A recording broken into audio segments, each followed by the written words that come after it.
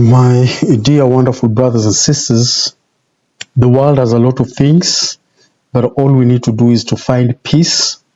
And I remember there's a talk that Elder Henry B. Eyring actually gave some times back, and he spoke about how we can find peace in this life.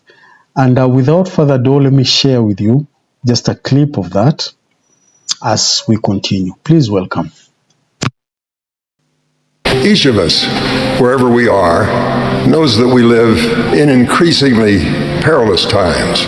My prayer is that I might help you stand steady in the storms we face with a peaceful heart.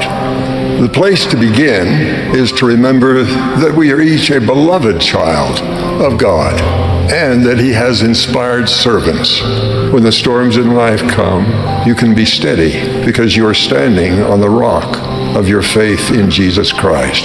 Faith in Jesus Christ always leads to greater hope and to feelings of charity towards others, which is the true love of Christ. I bear you my solemn witness that the Lord Jesus Christ has given you personally the invitation to come unto Him. He knows perfectly the storms you will face in your test as part of the plan of happiness.